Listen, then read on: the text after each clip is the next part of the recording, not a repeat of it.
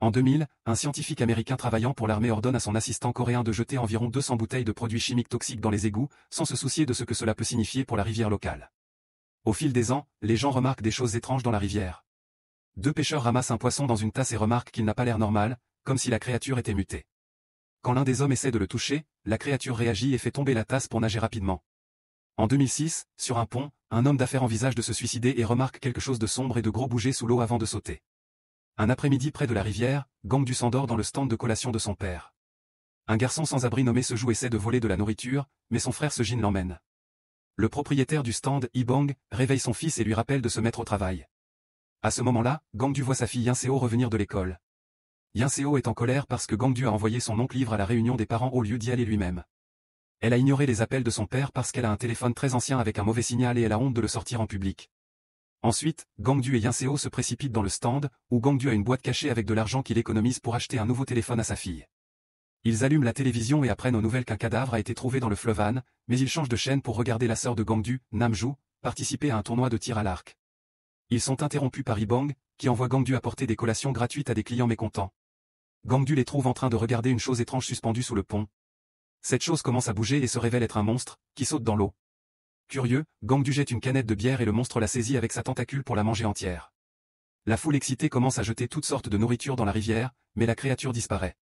Tout le monde est sur le point de partir lorsque le monstre apparaît soudainement à la surface et commence à poursuivre la foule, les jetant et les tuant avec ses membres terrifiants. La foule s'enfuit immédiatement, mais cela n'empêche pas le monstre de les piétiner et de les traîner sur le sol. Certaines personnes se cachent dans un conteneur, alors le monstre les suit à l'intérieur et reste coincé. Le touriste Donald et Gangdu se précipitent de l'autre côté du conteneur, ouvrant la porte pour que les quelques survivants puissent s'échapper. Le monstre sort aussi et continue son carnage, alors Donald jette une dalle de sol, mais cela ne blesse pas la créature. 2h04. Puis Donald et Gangdu soulèvent un lourd panneau et le jettent également, mais cela ne fait aucun dégât non plus. Avec une personne suspendue à ses mâchoires, le monstre saute sur Donald et commence à le blesser pendant que Gangdu s'enfuit. Il trouve le panneau et cette fois le jette sur la queue sensible du monstre, le blessant enfin. Cela fait aussi tomber du sang de monstre sur le visage de Gangdu avant qu'il ne s'enfuit à nouveau. Quand Yinseo quitte enfin le stand, Gangdu lui saisit la main et l'entraîne avec la foule. La zone est en pur chaos et beaucoup de gens tombent, y compris Gangdu. Il perd la main de sa fille et la saisit à l'aveuglette avant de se remettre à courir, seulement pour remarquer qu'il a attrapé le mauvais adolescent dans la confusion. Quand il se retourne, il est horrifié de voir la créature capturer Yinseo et l'emmener en sautant dans la rivière. Gangdu saute aussi et regarde comment, sur la rive opposée, le monstre recrache un humain et le remplace par Yinseo avant de sauter et de disparaître dans l'eau. Quelques instants plus tard, la police et l'armée entourent la zone. Gangdu et Ibang sont forcés d'évacuer le stand et Gangdu emporte la boîte de pièces avec lui. Pendant que la zone de la rivière est fermée, une cérémonie funéraire a lieu pour toutes les victimes de l'incident. Namju arrive avec sa médaille de bronze et pleure pour sa nièce morte. Ils sont également rejoints par le troisième frère, Namil, le seul membre de la famille avec une éducation universitaire mais actuellement sans emploi à cause de son passé d'activiste. Toute la famille fait une crise de nerfs par terre, attirant l'attention des journalistes qui commencent à enregistrer ou à prendre des photos. Namil révèle qu'il a entendu parler de Gangdu attrapant la mauvaise main et insulte son frère pour une telle erreur, déclenchant une bagarre qui doit être arrêtée par les autorités. À ce moment-là, une bande d'hommes en combinaison de protection entre alors qu'une fumée mystérieuse commence à remplir la salle. Un agent dit qu'il y a des bus qui attendent tout le monde et demande si quelqu'un a touché la créature, alors Gangdu mentionne qu'il a eu du sang sur le visage. Cela pousse l'équipe en combinaison de protection à le mettre dans un sac spécial et à l'entraîner. Ensuite, les nouvelles couvrent enfin l'incident. Donald était un sergent de l'armée américaine et il a perdu un bras, alors il a été envoyé à un hôpital militaire américain. Les médecins militaires ont découvert que les parties du corps qui sont entrées en contact avec la créature ont une réaction étrange et ont blâmé un virus inconnu. L'armée américaine a envoyé un échantillon au Centre pour le contrôle et la prévention des maladies, CDC, et ils ont confirmé que la créature de la rivière est l'hôte du virus. Maintenant, seules les forces spéciales entraînées à la guerre biologique sont autorisées à s'approcher de la rivière. Les unités de fumigation travaillent à nettoyer la zone de la rivière avec la fumée. Toutes les personnes présentes lors de l'incident et des funérailles sont envoyées dans un hôpital pour être mises en quarantaine et testées. Le soir, Gangdu se gratte des taches dans le dos lorsque soudainement son téléphone sonne. Gangdu est choqué d'entendre la voix de Yinseo demander de l'aide. Elle dit qu'elle est dans les égouts, mais avant qu'elle puisse en dire plus, la communication est coupée. Près de la rivière, deux agents de fumigation arrêtent leur camion quand ils voient quelque chose. Soudain, le monstre sort et renverse un agent avant de se poser sur le camion. Quelques minutes plus tard, la créature laisse les gars dans un égout, où il garde un tas de corps pour les manger plus tard. Après que le monstre est parti, Yinseo sort de sa cachette d'un trou dans le mur et essaie de réveiller l'agent, mais l'homme est mort. Elle fouille aussi ses poches pour trouver un téléphone, mais il ne fonctionne pas. À l'hôpital, la famille de Gangdu essaie de dire à un policier que Yinseo est vivante, mais il ne les croit pas et dit que Gangdu a rêvé l'appel. Pour essayer de prouver son point de vue, Gangdu utilise son téléphone pour montrer comment il a vu la créature vomir un corps, ce qui signifie que sa fille pourrait encore être vivante. Le policier pense toujours qu'il hallucinait et part après que Ibong a essayé de le soudoyer. Quelques instants plus tard, la famille s'échappe de l'hôpital et se mêle à d'autres patients dans le couloir. Une infirmière reconnaît les cheveux teints de Gangdu et l'interpelle, alors la famille commence à courir et pousse les gens sur leur passage. Dans l'ascenseur, ils se changent en leurs vêtements et Ibong confirme leur trajet au téléphone. Bientôt, ils arrivent au parking et un conducteur mystérieux les récupère dans une camionnette. Namju n'est pas assez rapide et il manque de la laisser derrière, mais le conducteur fait un demi-tour pour la retrouver tout en évitant les gens qui les poursuivent. Le policier essaie de sauter aussi, alors Gangdu le pousse. Finalement, le groupe atteint un entrepôt en dehors de la ville, où il est révélé que Ibong a engagé des criminels pour les faire sortir de l'hôpital et leur obtenir quelques éléments pour retrouver Yinseo. La facture finale s'avère beaucoup plus élevée que prévu et les criminels refusent les bijoux de Ibong, prenant à la place toutes ses cartes de crédit. Dans la camionnette, les frères et sœurs regardent les nouvelles et apprennent qu'ils sont des fugitifs recherchés. La famille part dans un camion de fumigation que les criminels ont obtenu pour eux, avec 2 combinaisons de protection, quelques armes et une carte des égouts. Gangdu et Ibong enfilent les combinaisons tandis que Namil et Namju se cachent sous une couverture. Au poste de contrôle de sécurité, le responsable remarque que ce camion appartient à une entreprise de fumigation inscrite à la dernière minute, ce qu'il trouve suspect. Ibong lui lance un sac pour le soudoyer avant de prendre le camion pour entrer dans la zone de la rivière, et l'homme ouvre le sac pour trouver la boîte de pièces de monnaie. Ensuite, la famille suit la carte pour visiter les égouts de la région, cherchant désespérément Yinseo. Parfois, Gangdu court derrière le camion pour être fumigé aussi parce qu'il veut être propre pour sa fille. Après quelques heures de recherche, il voit soudain quelque chose bouger dans l'obscurité et Namju sent quelque chose de mouillé tomber sur son épaule, alors ils ouvrent le feu. Mais quand il lève les yeux, il ne voit qu'une fuite d'eau. Le liquide et l'urine de Seju, qui se faufile avec son frère Sejin. Les frères se déplacent prudemment et atteignent le stand de snacks de la famille, où ils commencent à prendre beaucoup de nourriture.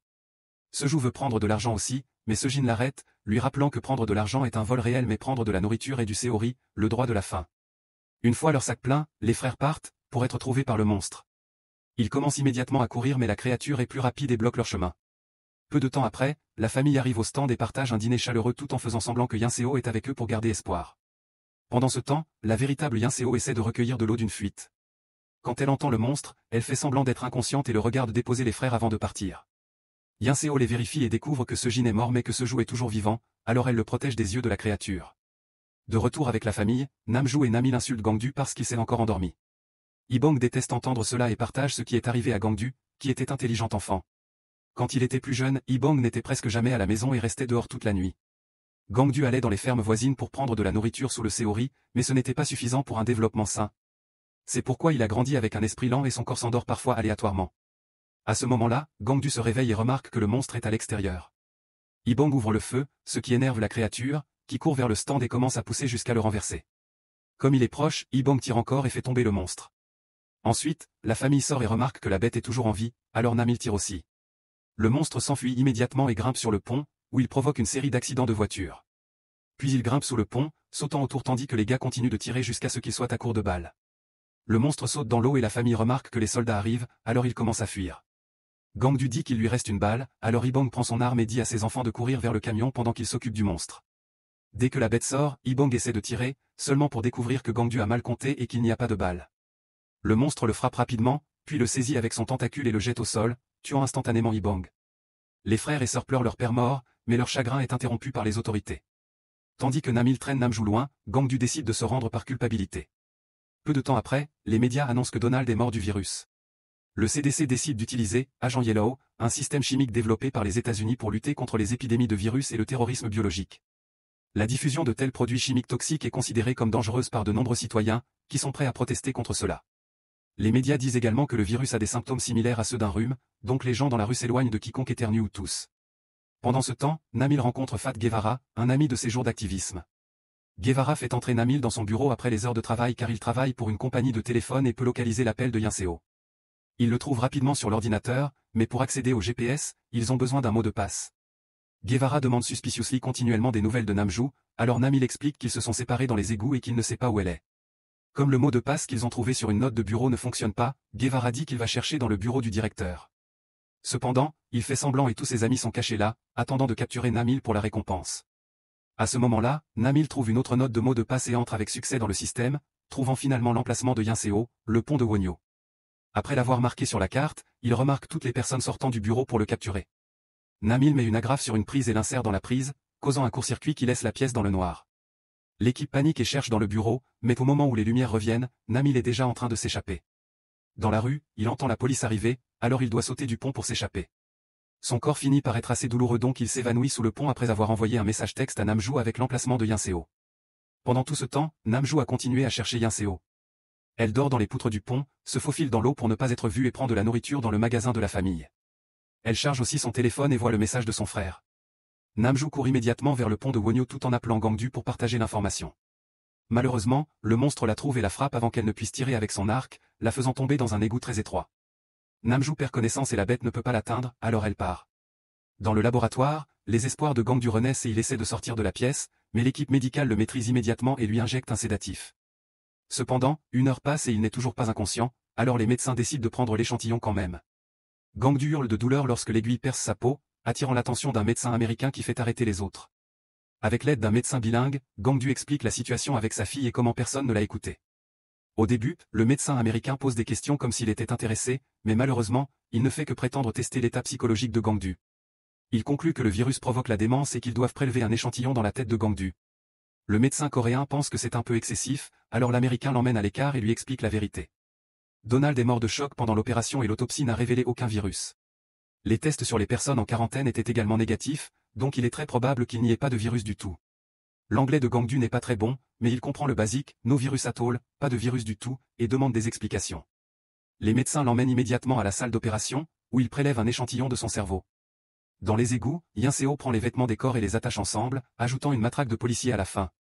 Avec l'aide de ce joug, elle les lance et les accroche à la grille de l'égout, mais maintenant elle ne peut plus y accéder. À ce moment-là, le monstre revient, alors les enfants courent se cacher dans le trou et regardent le monstre vomir un tas d'os humains avec une canette de bière. Puis il descend pour manger une autre personne, seulement pour entendre le duo caché. Il insère sa bouche dans le trou, alors les enfants reculent jusqu'à ce qu'il soit hors de portée. Après l'opération, Gangdu fait semblant d'être dans un état engourdi.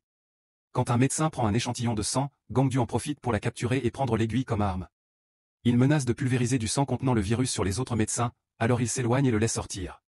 Le laboratoire est un conteneur en dehors de la ville et un groupe de soldats est en train de déjeuner. En utilisant le médecin comme bouclier, Gangdu donne des coups de pied dans les tables et court pour s'échapper dans une ambulance. Sous le pont, Namil se réveille et découvre qu'il a été sauvé par un clochard. Il demande des directions pour le pont de Wonyo tout en prenant les bouteilles de bière vides du gars, offrant de l'argent en retour. Le clochard casse une bouteille sur la tête de Namil en disant que l'argent ne peut pas tout acheter, mais accepte quand même d'être son guide. Le duo prend un taxi et pendant le trajet, ils utilisent les bouteilles vides pour fabriquer des bombes Molotov. Dans les rues, les gens se rassemblent pour protester contre l'agent Yellow qui sera également diffusé au pont de Wonyo. De retour à Yinseo, elle sort du trou pour trouver la bête endormie. Elle jette une canette pour s'assurer qu'elle ne réagit pas, puis elle court et saute sur son grand corps pour atteindre la corde de vêtements. Elle réussit à l'attraper mais son soulagement est de courte durée car le monstre utilise son tentacule pour la ramener vers le bas. Il semble toujours endormi, donc c'est peut-être son instinct qui réagit. Alors que se joue mouille son pantalon de peur, Yinseo bouge à peine son pied et réveille la créature. Elle saute immédiatement sur les deux enfants avant qu'ils n'atteignent le trou. Quelques minutes plus tard, Gangdu trouve enfin le bon égout et est dévasté de voir tous les os. Craignant le pire, il descend la corde de fortune de Yinseo et remarque son badge sur sa veste. À ce moment-là, le monstre apparaît mais heureusement ne voit pas Gangdu et continue son chemin. Au même moment, Namjoo se réveille et sort de l'égout pour voir la créature arriver. Elle se prépare à tirer avec son arc, mais est distraite par un Gangdu paniqué. Sur le rivage, une énorme foule proteste contre l'agent Yellow avec des t-shirts demandant la libération de Gangdu. Les manifestants sont entourés par la police et refusent de bouger, mais tout le monde panique en voyant le monstre arriver. Les policiers ouvrent le feu tandis que Gangdu apparaît sur le pont, leur demandant d'arrêter à cause du corps de sa fille. Il saute dans l'eau en même temps qu'un drone expulse l'agent Yellow, couvrant la zone de fumée toxique qui rend les manifestants très malades.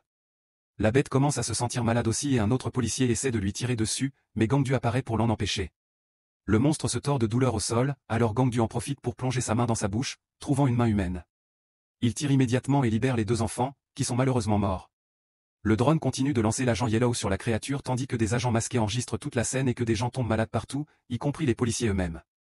Les trois frères et sœurs se rassemblent autour de Yinseo pour pleurer pour elle. Gangdu finit par craquer et casse un panneau pour utiliser le poteau pour attaquer le monstre, le faisant saigner avant d'être repoussé. Puis Namil commence à lancer ses bombes Molotov, forçant la créature à fuir les flammes.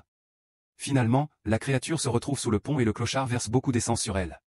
Namil lance sa dernière bombe, qui malheureusement glisse de sa main et se casse à côté de lui. Namjoo intervient et allume une flèche en feu, la tirant directement dans l'œil de la bête, enflammant tout son corps. Avant qu'elle ne puisse retourner à l'eau, Gangdu utilise à nouveau le poteau et l'insère dans la bouche du monstre, le tuant enfin. Ensuite, Gangdu vérifie ce joug, curieux de savoir si c'était un ami de sa fille. Ils découvrent que l'enfant est en fait vivant et le porteur de la zone toxique. Plusieurs semaines plus tard, Gangdu a redressé sa vie et gère maintenant le stand de snack tout en s'occupant de ce joug. Un soir pendant le dîner, les autorités américaines apparaissent à la télévision pour admettre qu'il n'y avait pas de virus, mais le duo éteint la télé pour manger en paix.